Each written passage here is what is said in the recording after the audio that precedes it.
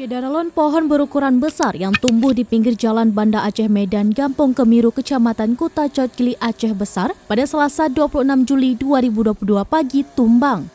Tidak ada korban jiwa dalam peristiwa itu. Pemadam kebakaran BPBD Aceh Besar yang mendapat laporan tersebut cepat bergerak ke lokasi untuk melakukan penanganan sehingga tidak mengganggu lalu lintas. Kepala Pelaksana atau Kelaksa BPBD Aceh Besar, Ridwan Jamil, melalui petugas Pusdalub PB, Iqbal, mengatakan pohon tumbang itu diperkirakan terjadi pada pukul 7 waktu Indonesia bagian Barat akibat angin dan hujan deras.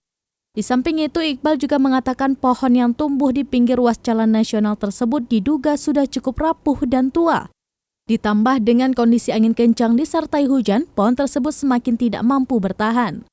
Informasi pohon tumbang di pinggir jalan Banda Aceh Medan, Gampong Kemiru, Kecamatan Kuta Cotgili itu disampaikan langsung oleh Kelaksa BPBD Aceh Besar.